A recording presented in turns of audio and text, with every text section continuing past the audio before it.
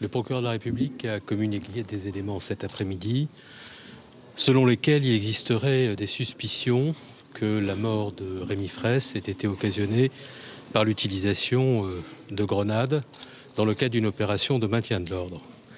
J'ai indiqué cet après-midi à l'Assemblée nationale et depuis le début de cette affaire que je souhaitais que toute la lumière soit faite, que nous devions la transparence à la famille et je souhaite que nous allions au bout de cette démarche. C'est la raison pour laquelle j'ai décidé, compte tenu des éléments qui ont été communiqués par le procureur de la République, et quand bien même l'enquête qui a été engagée ne témoignerait à la fin d'aucune faute, d'engager dès aujourd'hui une inspection générale de l'inspection générale de la police nationale et de l'inspection générale de la gendarmerie destinée à déterminer les conditions d'utilisation de ces projectiles dans le cadre d'opérations de maintien de l'ordre. Sans attendre les résultats de cette enquête, dont j'ai souhaité qu'il me soit communiqué sous 15 jours, j'ai décidé aujourd'hui de suspendre l'utilisation de ces grenades offensives jusqu'à ce que les conclusions de cette enquête me soient transmises. Est-ce que le mot de bavure vous semble approprié en la circonstance ? Moi, je souhaite, depuis le début de cette affaire, encore une fois, que la vérité soit pleine et entière pour la famille. Et par respect pour la mémoire de ce jeune homme qui a perdu la vie à Sivins dans la nuit de samedi à dimanche. Il y a donc une enquête judiciaire qui se poursuit. Elle n'a pas encore fait connaître ses conclusions.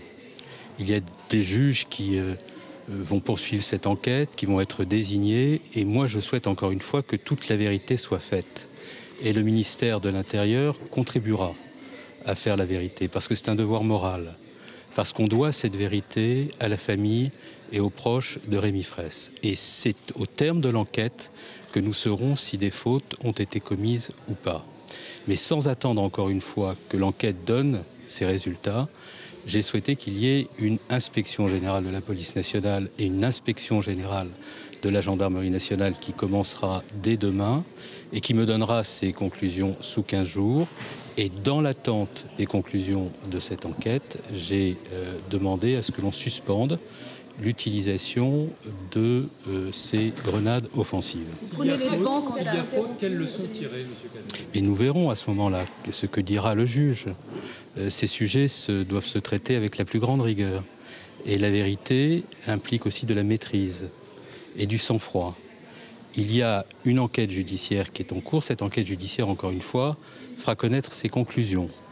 Elle restituera la totalité des faits et leur enchaînement. Et au terme des conclusions de cette enquête judiciaire, d'autres dispositions pourront être prises. Mais encore une fois, aujourd'hui, je veux que le principe de précaution s'applique. Et je souhaite qu'il y ait une enquête qui me communique tous les éléments concernant les conditions d'utilisation de ces grenades qui sont utilisées dans la police nationale et dans la gendarmerie nationale depuis 50 ans, sans qu'à aucun moment il n'y ait eu d'incident.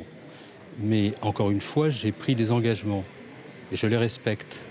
Et je les respecte parce que nous devons encore cela à la mémoire de ce jeune homme qui a perdu la vie à Sivins dans la nuit de samedi à dimanche. Nous le devons en raison de ce qu'est la grande souffrance de ses proches, de ses parents. Et c'est la raison pour laquelle j'ai décidé de prendre ces dispositions immédiatement. Est-ce qu'il faut suspendre le chantier ? Est-ce qu'il faut suspendre le chantier par souci d'apaisement également de la situation ? Non, mais ça, c'est un autre sujet.